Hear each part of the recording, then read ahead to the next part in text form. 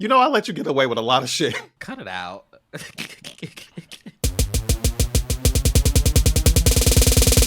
Hey there, beautiful people. Welcome to FANTI, the podcast for all those complex and complicado conversations about the gray areas in our lives. I'm Tre'vell Anderson. And I am the slightly melanated and barely caffeinated Jarrett Hill. Getting into the show this week, we have a great conversation coming up a little bit later, talking about success and what success looks like, how we measure it, how we think about it for ourselves, and what it's like just to navigate, I guess. Navigate, something like that, yes. We are going to get into our first conversation, though, the Pass the Popcorn this week. We're talking about reunions. We're kind of at that time of the year, at least in our lives, where we're gearing up for the end of the school year, proms, graduation, sending them kids off into their future and out of your hair. One of the things, though, I know a number of people are preparing for are reunions. Tre'vell and I have class reunions this year. You already missed one of two possibilities for a reunion. My 10-year reunion from, your 10-year from college, my 20-year from high school. I know it's shocking. Shout out to Good Moisturizer. Is it shocking? You're not in the script yet, so you can go head on. I always find it fascinating. Yeah, people look at these things to celebrate or not to celebrate, attend or not to attend, to buy your tickets at the last minute or not, because I still haven't gotten mine.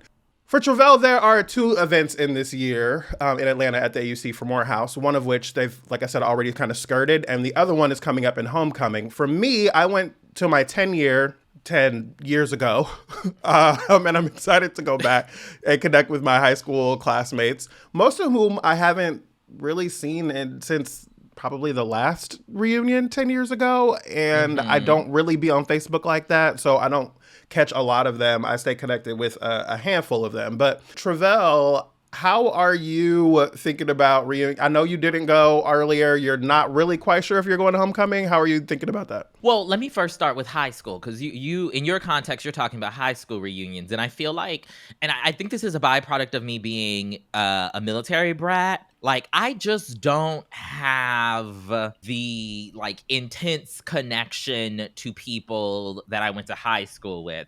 And I find that a lot of times people who do have those intense connections, it's because the people you went to high school with, in many ways, are, also the people you went to middle school with, or you went to elementary school with, or there's, some sort of stationary aspect, right, to, I spent all of this time in this space and have this connection to this space in a very particular way that I think that I, as a military brat, just don't have, because by the time I got to high school, I only did 3 years at the high school I graduated from. My freshman year was at a different high school in a different state, right? And so we had a 10-year or there was a group of people planning a 10-year situation for high school.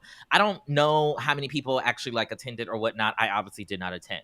Now, when it comes to college, I have more meaningful relationships, I think, with more people in college, but I also have a lot of just, stuff wrapped up in my experience at Morehouse specifically, right? As it relates to community, as it relates to a number of those relationships. And so I'm not particularly drawn, to show up in the ways that others are. I did show up and was very hands-on with our 5-year college reunion activities. Because I was on the student government when we were in college. And so typically the student government, at least at Morehouse, the people who were on the student government kind of take the lead in planning the reunion activities, once you graduate or whatever. And so I was part of the 5-year group. I may or may not be part of the 10-year group as we gear up for homecoming this year, but I haven't even decided if I'm going to go. I just am not compelled in the ways that other people are. For me, if I show up now, it's less about the relationships that I built then and reconnecting with people, and more about just showing them, the power of the Black trans imagination. I knew you were gonna. You know what I mean? Giving them a little. You know what I mean? Ooh. Just ooh, yes, we exist. I am here. You're welcome. Giving them a little ooh-ah-ah sensation, if you will. Yes. Big her. all this chest and shoulder moment. I can say for me, at the 10-year reunion, I did go back and I enjoyed it. I'm looking forward to this one though. As you talked about, like the student government folks being the people who plan it. I remember, I don't think I've ever said this out loud in public, but like I remember my junior year thinking about running for senior class president. And the junior class president, Michelle San Jose, Michelle said that she wasn't running for president. And I was like, well, dang, we're not going to have anyone. Maybe I'll run for president. And like, I mentioned that I was thinking about running for president. And then Michelle at San Jose all of a sudden was running for president again. And I was like, what?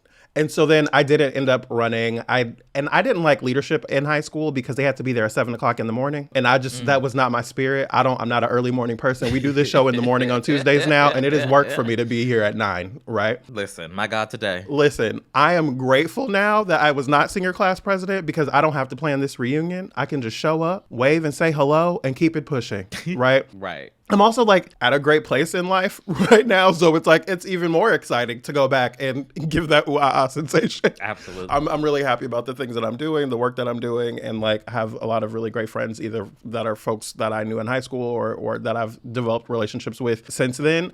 I can say that like I'm curious to see like what it's going to be like to be, with everyone again though, because I went to a big high school. At our max, I think we had 2,500 to 3,000 students. And when we graduated, there was probably 600, 700, 800 people in our graduating class. Oh, wow. How big was your class in high school? I don't know, but not that big. I want to say maybe 200, 300, like max. Okay. Yeah, we had a pretty big school. And so it was a great place to be for a lot of different reasons. But I also haven't really been back. I go back and like speak to students and stuff like that sometimes. But like I'm excited about the prospect of going back and seeing everyone and kind of connecting. And I should probably buy my ticket because I know that they're going to be irritated with me that I haven't done that yet. When you talk about like not having like an anchor in like the place where you went to high school, what city did you go to high school in? I went to high school in Columbia, South Carolina. I went to Richland Northeast High School, home of the Cavaliers. Shout out to the Fairfield High School Falcons in Fairfield, California. I remember there are so many people back at home in the Bay Area that are still there. And I feel like the relationship is different for folks that are still there to going back to the reunion than people who moved away. Mm-hmm. Absolutely. Right. And so it's like, oh, I see these people all the time. Right. I see that I don't have to like come back for that. And so I'll be curious to see who's coming and things like that. Now, for college and planning, you said you think you're planning this. It sounds like you're not planning it for later this year. I mean, let's be real. I told them I don't really have the bandwidth to be engaging in planning, right? Because also... Really? Shut up. Why? Are you like busy or something? Because like planning something for that to happen in a city that you don't live in, right, adds to the work, right, in the orchestration, right, particularly being in a time zone that is different than the time zone of the city where the organizing takes place. Like somebody hit me up trying to get us on a call like 2 weekends ago on a Saturday, and the time, it was just like, I'm not waking up that early on a Saturday for y'all, with all due respect to Mother Morehouse and the rest of them, And so, yeah, I don't think I'm going to be participating in the planning. Again, don't even know if I'm going to go to homecoming this year where these reunion activities would happen. But maybe, because again, sometimes you just gotta, bust up the spot real quick and be like, yes, I know you see it. Amen. I feel like I want you to walk into like these gymnasium double doors with like smoke rolling in behind you and just like stand there and give them that a little bit and like, yes. Save it for the movie. Save it for the movie, Jarrett. Save it for the movie. The reunion movie? What is it, Romeo and Michelle? Like, what do you mean? Not Romeo and Michelle. Could you not have come up with something Negro? Sorry, Romeo and Tre'vell. What do you want from me? I don't know. Like, what you... Let's take a break. When we come back, we're getting into talking about success. That Romeo and Tre'vell thing just worked way too well. And as it came out, I was like, it's hitting. It was really good. We're going to take a break. We want to know what y'all think about reunions. If you're going to yours, if you love them, hate them, let us know. Hit us up on the social medias at FANTI Podcast on Twitter, Instagram, and TikTok. We'll be right back. You probably already have a favorite animal. Maybe it's a powerful apex predator like the tiger or a cute and cuddly panda. And those are great, but have you considered something a little more unconventional? Could I perhaps interest you in the Greenland shark, which can live for nearly 400 years? Or maybe the jewel wasp, who performs brain surgery on cockroaches to control their minds? On Just the Zoo of Us, we review animals by giving them ratings out of 10 in the categories of effectiveness, ingenuity, and aesthetics. Listen with friends and family of all ages to find your new favorite animal with Just the Zoo of Us on MaximumFun.org or wherever you get podcasts. Welcome back, beautiful people. The great songwriter once said, I want the money and the cars and the clothes, the hoes, I suppose. Oh, wow. Now, I have been thinking a lot about success lately, both personally and professionally, but also communally. Like, what does it look like for us as a collective to be or not be successful? How does what everyone else is doing in our community influence, right? Perhaps how we think about success for ourselves. Now, this has been on my mind with my book, We See Each Other, A Black Trans Journey Through TV and Film, available everywhere, because of what it feels like are the signals of success that other people have, right, about putting out a book into the world that may or may not square with my thoughts, my feelings about what success looks like. And the articulation and navigation of this space, for me, has been an interesting one, to say the least. And so I wanted to talk about the journey to quote unquote success and how we have come to define what it is or is not. To get us started, Jarrett, for our complex and complicado discussion today, how did you think of success, like, growing up, like before you came into adulthood, and like how do you think of it now? This has been interesting because I had someone ask me a number of probably months ago now, like, how do you, or like, what did you want to be when you grew up? And it's like, and you said Oprah Winfrey. Well, I didn't want to be her, but she was certainly the possibility model, right? She was definitely like, that's interesting. But I remember my friend Jamal would say that it knocked a pause in him. Like, the question knocked the pause in me. And it made me have to like kind of sit with like, because I heard myself getting ready to answer it, but I hadn't answered that question that way before. Because to be honest with you, the little kid version of me like would look at what I'm doing on paper now, career-wise, and be like, oh, I wanted to do that, right? Like, I wanted to grow up and have, you know, be on shows and host things and be a part of like the bigger conversation. There are certainly other things that I want to do that have not happened yet, right? But like, I was like, if I were, you know, 7th grade me, right, when I first started to really figure out what my dreams look like and what I wanted to do, I'd have been saying like, oh, I want to host a show. I want to be able to, I wouldn't have even thought about publishing a book.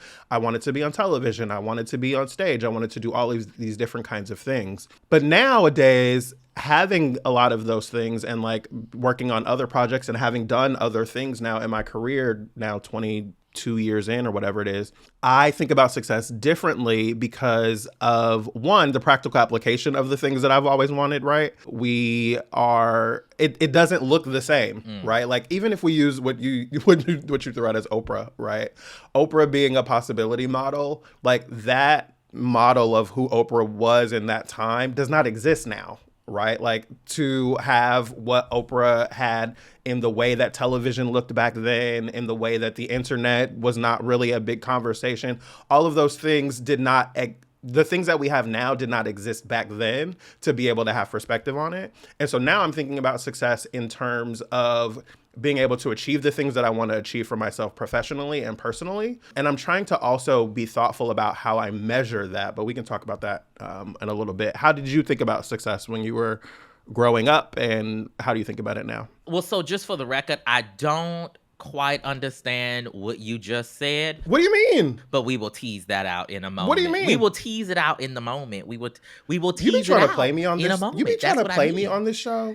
You be trying to play me? Nope. Just saying I've got follow-up questions, that's all. For me, I think that I don't even really know if I had a concept of success when I was like growing up, which to me is very different than like the whole, what do you want to be when you grow up type of thing. And maybe that's because that answer for me changed, depending on the weather. Come on. And it was never, I don't know. I didn't think of, I just wanted to be cool.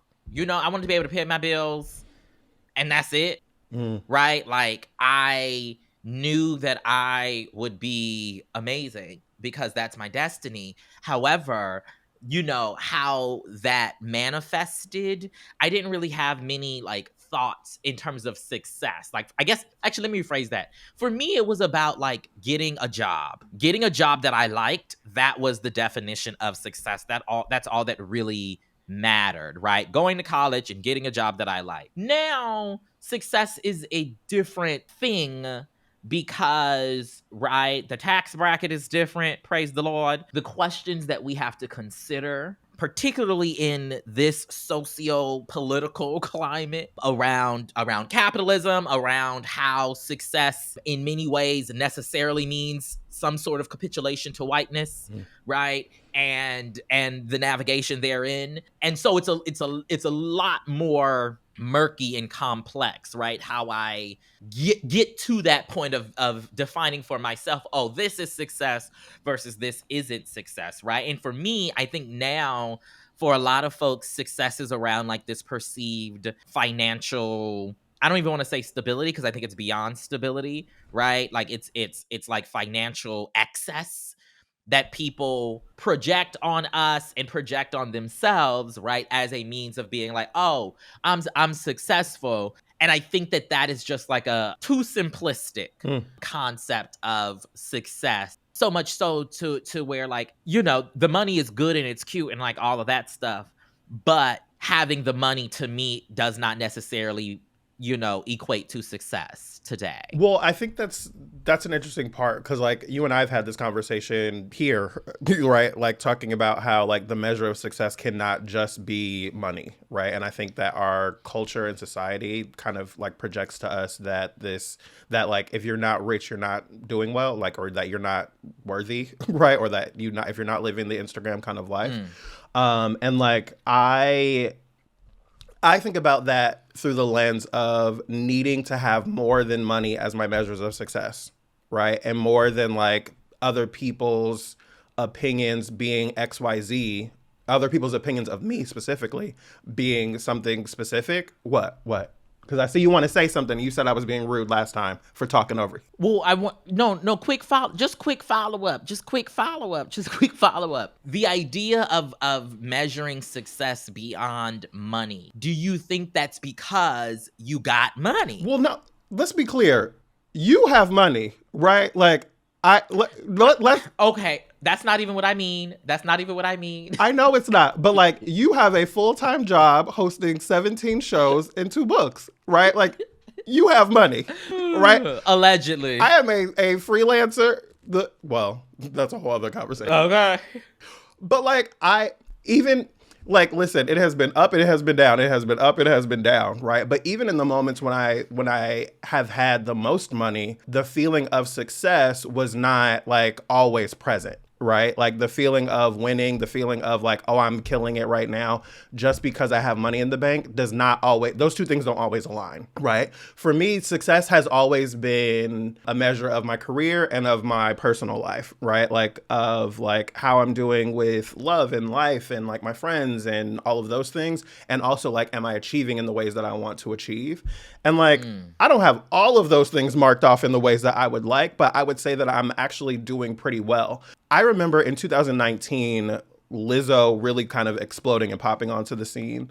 And mind you, she had been around for a number of years, but that was like the big year where she was, having like her most commercial success and really kind of starting to blow up. And I remember finding it interesting that like I would watch her like on Instagram Live from time to time, and she would be talking about depression and how she was depressed and how mental health was really, really challenging. And I was thinking to myself, like, she's in like some of the most success that she's ever had, and she's depressed. New levels, new devils. Right. And I was like, oh, Well, right. And like it was interesting to me to see that because I was thinking to myself like, oh, as a person who deals with depression and like in 2019, I don't even know how much I was able to like articulate my own experience with depression, but like I was really fascinated by having that level of quote success career wise, but also feeling depression. And now as a person who has a level of success by some measures, to also still be feeling depressed, right, in the midst of that is like, oh, this is not like depression is not going to go away because I have money or success or a successful this or whatever. Like my own depression and the way that I feel about myself and the way that I process all of this stuff is just different than I expected it to be, right? I expected like, oh, if I have all of those things, right, then I'll be happy. And like that was how I saw it as a kid, as a teenager in my early 20s. And now I'm like 38 years old and I'm thinking about what I want longer term, and like success means something different to me, right? Success to me is really now about freedom, right? And being able to have the things that I want, to be able to do the things that I want to do, to be able to be the kind of person I want to be able to move in the world in the ways that I want to be able to move. It's not about like how much money I have or how many followers I have or what show I'm on or what I'm producing or what I'm hosting or who I love or what I'm like. It's not all of those things the same way anymore. And so I'm just thinking about it differently. So like one of the things that, you know, I've been thinking about in bringing this topic, I mentioned in the intro, was about, you know, the journey with my book. And I think you will begin to, if you have not already, in your communities and the folks around you, begin dealing with it as well, which is this projection of other people's idea of what your success should look like or what success with putting a book looks like. And so, you know, folks, right before the book was coming out, you know, there were a lot of people, well-meaning people, who were very much so, oh yes, here we come, New York Times bestseller list. Here we come, do-do-do-do-do-do-do-do. And I was like, well, now hold on now. First of all, who said I wanted to do that? Now, obviously, if you get on the list, that's a good thing. And, you know, all of that, you know, we can recognize that. But who said that was, one, the barometer of success, and two, the thing that like I should be aspiring toward? Especially when you understand the inner workings of publishing and how those lists come together or don't come together, how book sales happen and or don't happen. It's just a lot more complex than New York Times bestseller list or whatever. And I think about the ways in which, for folks who that can be foisted upon, how that can begin to tweak your idea and understanding of what success looks like. And how, if you don't make the list, right, does that mean you're not successful? Does that mean your book is not good? And like I said, I have always kind of, through this book process, and through much of the work that I've done in this stage of my career, rejected some of those external, perhaps, measures of success in favor of, you know, I was talking about this a couple weeks ago, maybe on I think We See Each Other podcast, available everywhere, about how so much about my work today is less about, like, I don't care about clicks. I don't necessarily care about, you know, that type of social media engagement. I don't really care if I'm on any particular list, right? How I'm more concerned with like impact, right? Like the thing that's excited me most about having the book out in the world, having the podcast out in the world, is about like the conversation potential, right? That comes. And that's how I'm measuring success and what that means and looks like to me. But that kind of, you know, it becomes very difficult to have that type of perspective and lens on your success, and then navigate and move through a world in which all these other barometers of success are like constantly being, you know, foisted upon you, as if those are the things that you should care about, which makes it just makes it difficult for me, at least, to navigate. Because I don't want to be an asshole and be like, well, girl, fuck the New York Times bestseller list, right? Because that's not. There's your clip, Palmira. Could you just pull that? Cut it out. Cut it out. Cut it out. But, you know, I kind of sort of feel that way. And also, we know so many artists, right? So many books that never make any kind of New York Times list or LA Times list or indie bestseller lists, right? That can still have impact and be successful and like be generative in the ways that it needs to be generative, both for a community and for the particular author. I think of George M. Johnson's book, All Boys Aren't Blue, which didn't hit the New York Times bestseller list until 2 years later, right? 2 years after it came out. Right. And let's be real, only really hit the New York Times bestseller list because it started getting banned. The irony. Right. That part. And that led to so much more engagement with the text because of it being banned. Now, I am not asking for my book to be banned. My book is for quote unquote adults. All right. And it's not targeted to a young adult audience. So y'all calm down. All right. Because I don't want to do that. I won't do that. I say ban the bitch. No. I say ban it. Ban We See Each Other.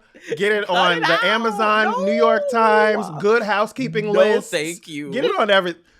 First of all, the idea of We See Each Other being on the Good Housekeeping list is just, I don't even know that there is a list at Good Housekeeping, but turn up. Listen, okay?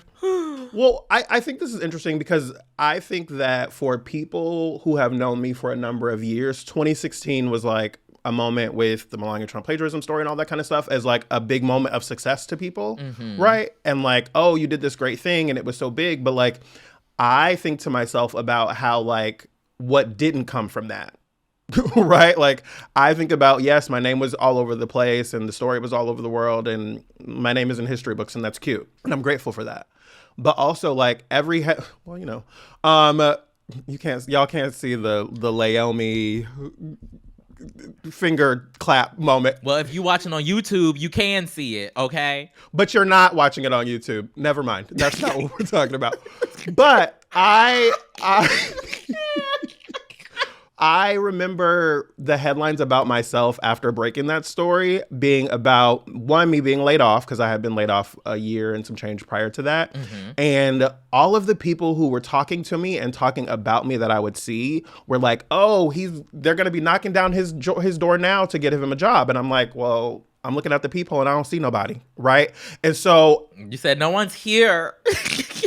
No one's here, right? I'm renting a room in a friend's house. Like, what are you talking about? I'm outside. Where y'all at? Right? And so, like, the idea that, like, that was a big moment of success was really difficult for me because I was laid off for a long time. I was not working. It opened up some freelance opportunities for me, but it did not make the kind of difference that other people thought it was going to make. It just made more people know my name and the work that I had done. And so...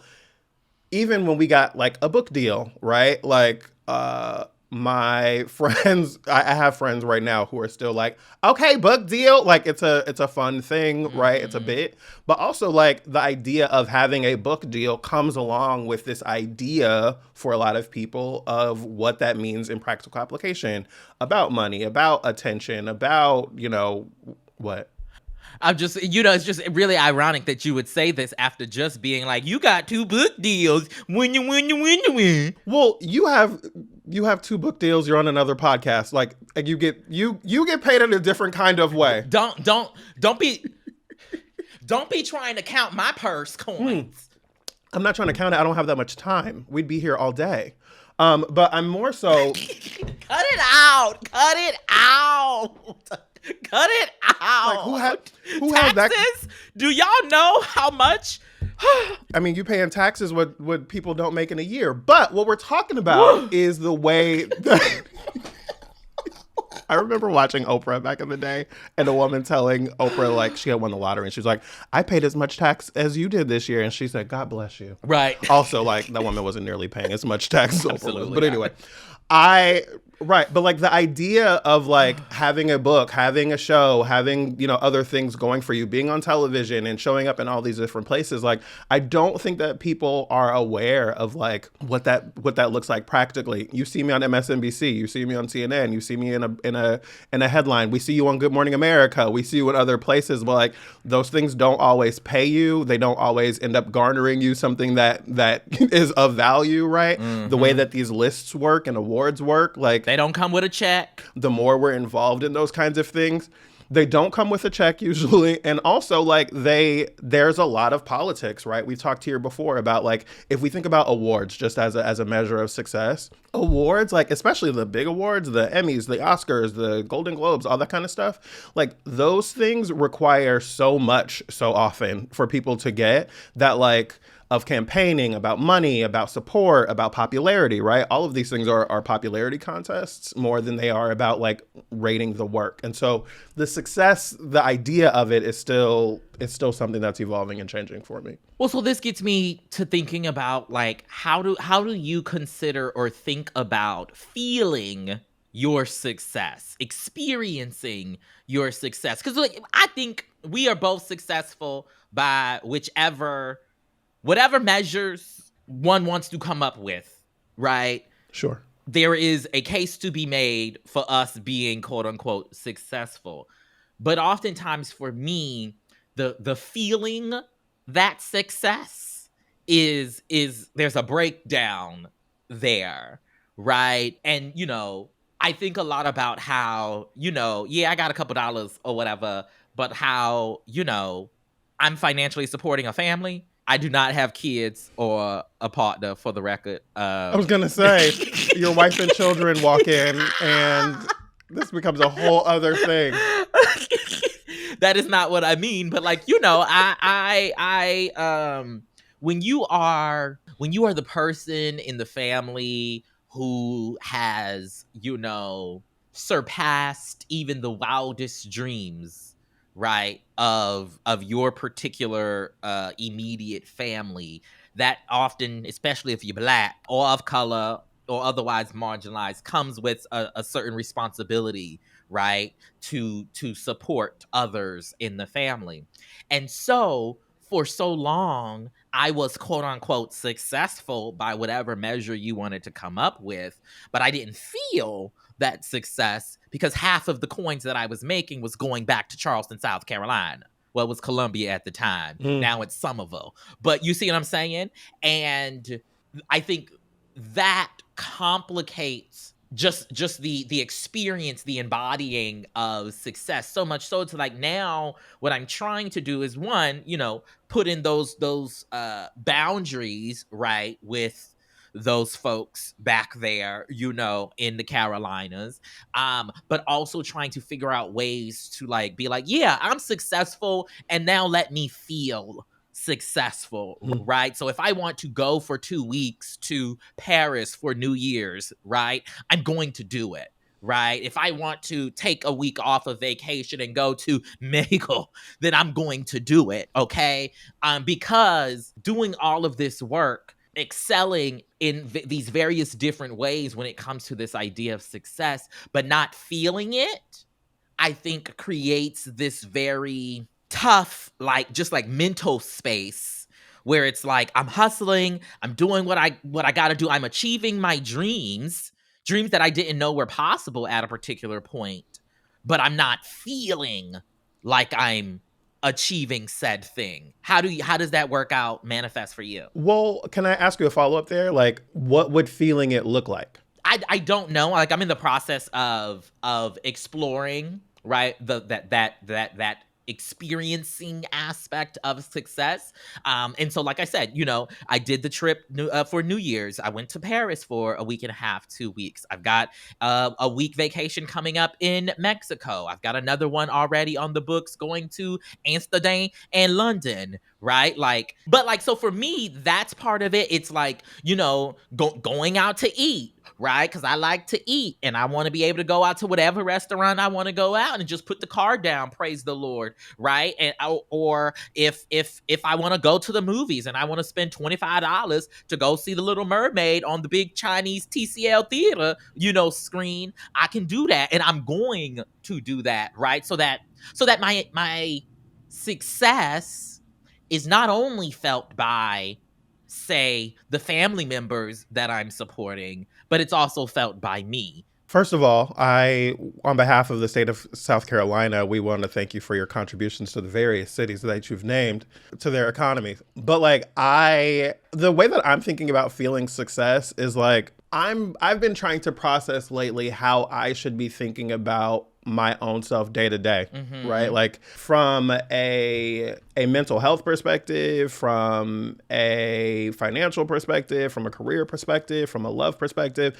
And like, as you say, like, I'm trying to feel that, I'm like, yeah, that resonates with me in a way of like, yes, but like, what would that feel like? And if I don't know what that would feel like, maybe I wouldn't recognize it if I had it. Trial and error. I'm trying this to see if I'll feel it that way. I'm trying this to see if I'll feel it that way. Well, but like, it makes me think about when we talked at the top of the year, I think this was last season, when we had gone away for Christmas break, and I told you like I didn't travel for the holidays. I wanted to stay home and just rest. And like at the end of that period, I was in therapy, and my therapist, I was saying to her, like, I don't feel like I'm resting well. And she was like, well, what is rest? And I was like, huh? And she was like, well, how do you define it? And I'm thinking like, how do we define success? I think is probably a question for us to get a better answer to, and like to be able to know if we're feeling it, right? Or if we're experiencing it. And as a dictionary loving type of bitch, like from Oxford, not this. Success, a noun, is the accomplishment of an aim or purpose, right? But like, no, but definitely this, right? Like the idea of accomplishing an aim or purpose is success, right? And so maybe we need to be asking ourselves a little bit differently about like how we are going about success. For me now, I'm thinking about success in the ways that like if it's the accomplishment of an aim or purpose, it's like, what am I aiming to accomplish, right? Am I aiming to accomplish peace? Am I aiming to accomplish, a financial whatever? Am I aiming to have some kind of impact in the world? Am I aiming to feel a certain thing? Because I think that like we've attached the word success to a lot of things that don't have anything to do with, accomplishing, having peace, or, being able to get across whatever finish lines that we're imagining in our head to then be able to go achieve something else.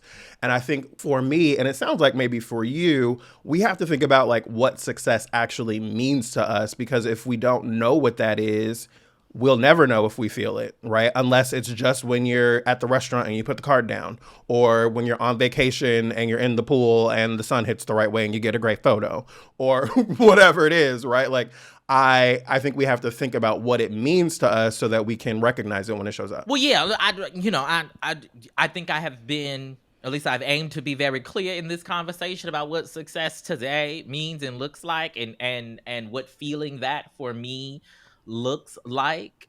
Well, but you also said you don't know if you feel it. Well, no. What I also said was that I am going through a process of trial and error, right? And I actually think that we do ourselves a disservice in some ways by hyperfixating, one's definition on any one thing. Absolutely. Right? That's why I'm saying that like I am trying to lean into the things that generally seem like they would feel good, right? As a means of determining if the feeling of this supposed and alleged success that I have, if it hits right in that particular way. For example, last year, when I took 2 weeks off, right, to go, gallivanting and having my Cheetah Girls fantasy in Barcelona, okay, that felt,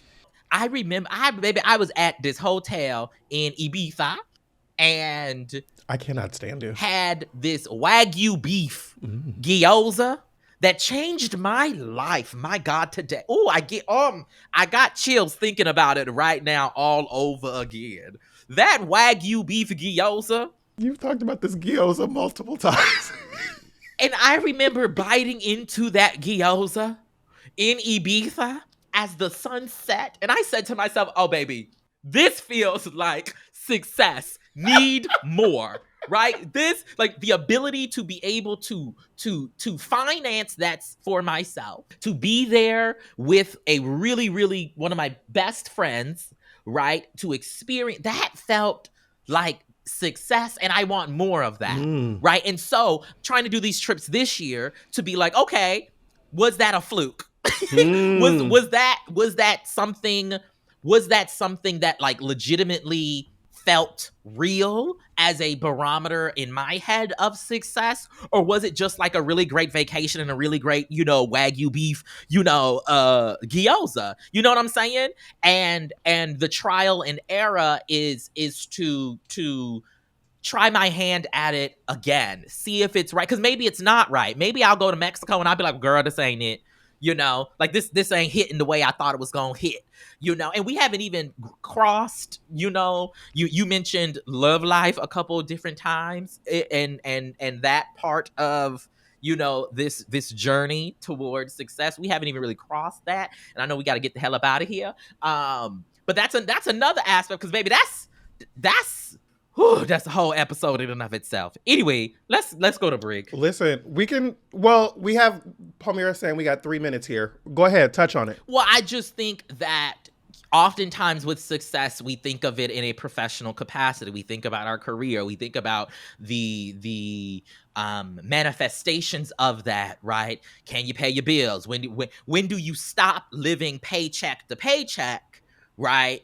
And you just know that the bills are going to be paid, those types of things. And we don't perhaps think enough about what our friendship group looks like, right? And how that might be a barometer of a success. We don't often think about, or perhaps we think about it in deeply negative terms in a lot of ways when it comes to some sort of romantic partner, or partners, depending on your situation, and it as somebody who is currently single, and who's navigating that life while also having quote unquote immense success professionally. Now that'll do a number on you psychologically, okay? Right? No, absolutely. I know last year I was dating someone. I've been writing about this. And so I tweeted late last night, and I probably am going to delete it before it comes out. Yes, we know. I was just going to say, we know, because you've been tweeting about it. Well, there was a late night tweet, and the tweet's going to go away. It's not going to go away. It's already out there now. But I was like, damn, I was a really good boyfriend, as I was like reading through like messages as I was trying to remember something. And it was an interesting juxtaposition, because I remember, and I think I've talked about this here before, but like I was up for a job and it took a really long time to end up not getting it. And the last couple of months of that process was really, really difficult on my mental health. And I remember going into that process and thinking like, I have so much going for me right now. I'm doing really, really well. And like, I was not even looking for this job and I wasn't asking for it. Right. And so whether I get it or not, I'm still good. And then going through that process made me start feeling differently about that. Right. Going through that process and then not getting it, I was like, oh, well, am I a fail? Like, is all of this, like, am I lying to myself? And like having that conversation with myself and starting to feel differently about whether or not I was winning, and then having to say to myself, like, no, I'm doing well. Like, remember the bitch 5 months ago that was like, oh, I'm not looking for this. I'm doing well. I have the XYZ.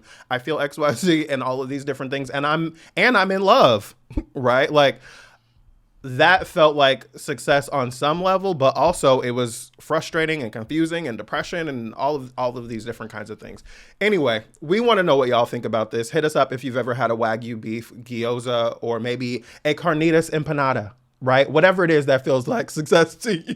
Cut it out. You said you were going to Mexico, and now I'm thinking about carnitas and Mexico City and wanting to be there in museums that I've heard about and all that type of shit. But anyway, hit us up on the social media using the hashtag FantiFam. You can hit us at FanTi Podcast on Twitter, Instagram, and TikTok. We are going to be right back. Don't go anywhere. I'm Jordan Crucchiola, the host of Feeling Seen, where we talk about the movie characters that make us feel seen. And I'm the show's producer, Marissa. Jordan, you've interviewed so many directors, actors, writers, film critics, and I like to play this little game where I take a sip of coffee every time someone says, "That's such a great question." "That's such a fabulous question." Or they tell you how smart you are. "I think you are rather brilliant." And of course, the big one is, When they cry unexpectedly. Yes. Jordan, I don't want to cry on your podcast. I wasn't expecting to cry. I mean, it makes me kind of want to cry. Feeling Seen comes out every Thursday on MaximumFun.org. Listen already. What are you waiting for? Jordan, that's such a great question. Welcome back, beautiful people. Now it's time to get into our listener feedback segment. This is our opportunity to read out your emails, your comments about the show. Jarrett, you pulled an email from Abane. Abane says, hi, you two. I was listening to the pod and heard a listener letter from someone who was curious about where shows like Bones and Criminal Minds fit into the propaganda ecosystem. We've obviously done an episode on propaganda. Tre'vell says there might be a part 2. We'll see. The letter goes on to say, I've been watching The Mentalist on HBO Max, may she rest, for the past few months. It's a cop-adjacent show that focuses on a white man who pretty much uses trickery and deceit to help the California Department of Investigation solve murders. He is as unscrupulous as they come. He plants evidence, lies to witnesses, futzes around with crime scenes, etc., all in the name of, quote, justice. And even worse, the actual law enforcement agents that are supposed to keep him in check just go along with the bullshit. I've been covering gun violence for The Guardian for the past 4 years and understand how hard it is to get a murder conviction and how easily these cases are dismissed or fall apart because of trifling police work. So while watching the show, I find myself yelling at the TV about how none of the evidence he finds through trickery and lies would hold up in court. The listener letter y'all read a few weeks ago made me realize that this show and others like it are all part of the same machine as Law & Order and Blue Bloods, in that the people who work to, quote, stop crime, end quote, can do what they have to do as long as the bad guy is caught in the end. Just wanted to share these thoughts while I procrastinate on writing. Love the show. And apparently we just recently met, you and I, Abane, and you said that I was kind. And so thank you. It was great to meet you.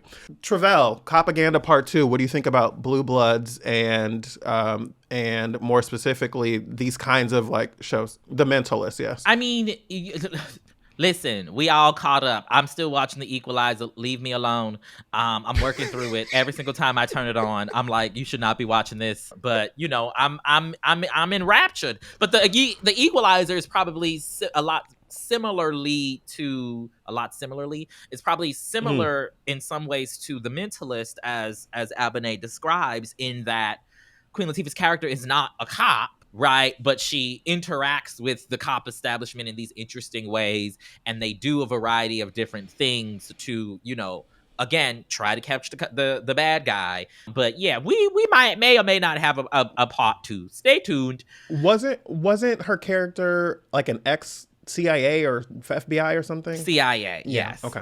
Now it's time for our dishonorable mentions. These are the stories of people that caught our attention this week, either for their stupid or for their good. They're getting a call out. I'll start off if you want me to. I want to give a dishonorable mention to Iowa's governor after they signed a Don't Say Gay bill. Story coming from The Advocate. Basically, we have a link in the description of the episode, but Iowa is the latest state to institute a Don't Say Gay bill. You can go and read the story. I could start on a rant, but we've done that on the show a number of times and I don't need to. Please don't. I want to give a shout out to a few pieces of content that I've been loving.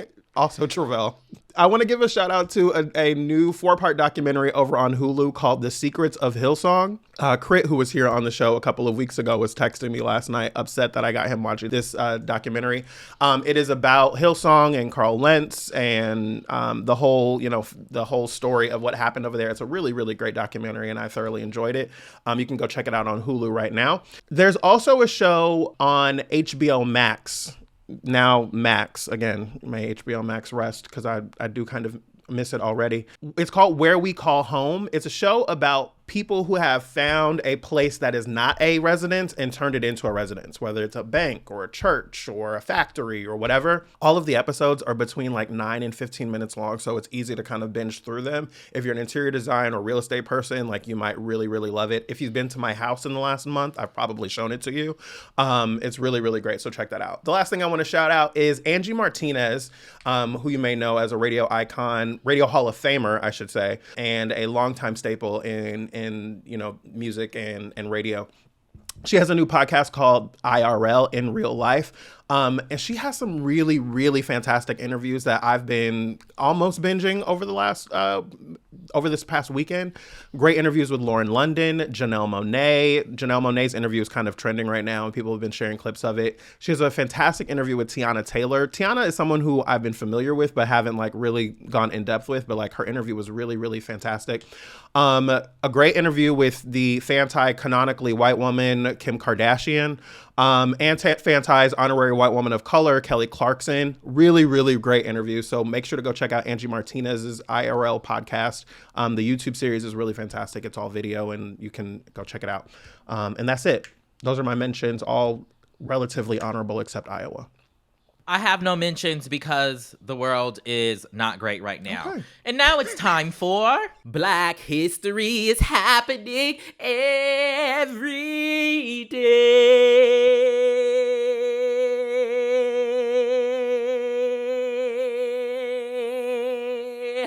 Today's Black History moment situation is going to a group of 4 students, recent graduates of Spelman College. Spelman College made history once again over a couple weekends ago during its commencement ceremony.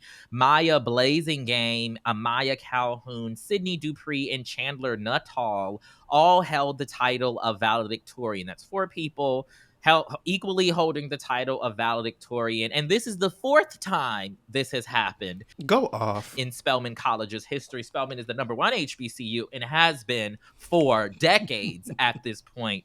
Spelman, thy name we praise. Maya graduated with a degree in biology and is heading to medical school in the fall. Amaya is going to Princeton University's investment company as an investment analyst. Chandler is heading to New York for a fellowship and going to law school. And Sydney is staying in Atlanta, and she is going to be a casting director with the Forward Agency. Just wanted to shout them out. They all had a 4.011 GPA, and I love that for them. Education's important. Amen. Amen.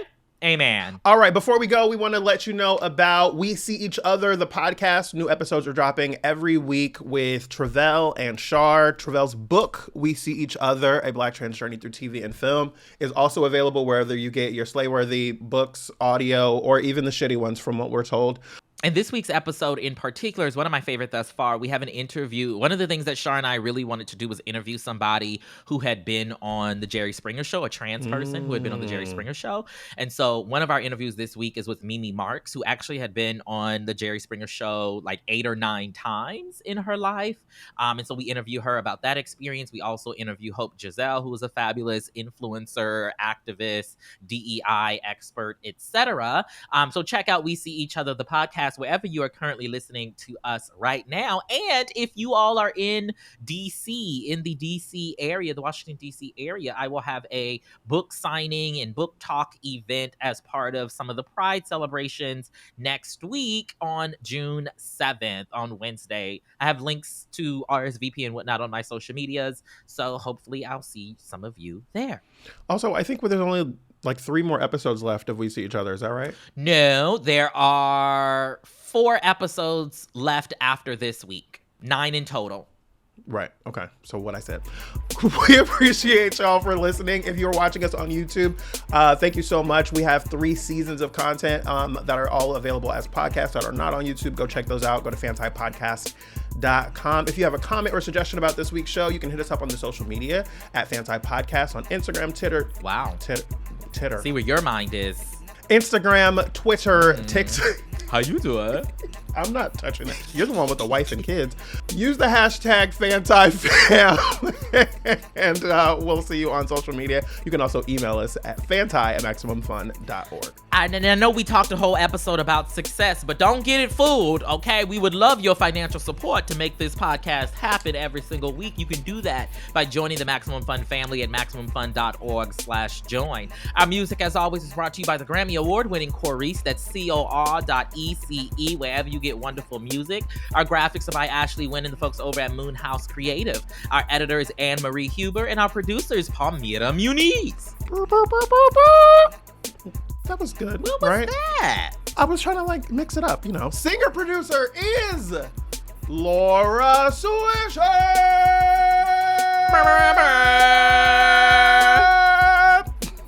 We do have to give Palmira a little bit more in that thing. This is a production of Maximum Fun.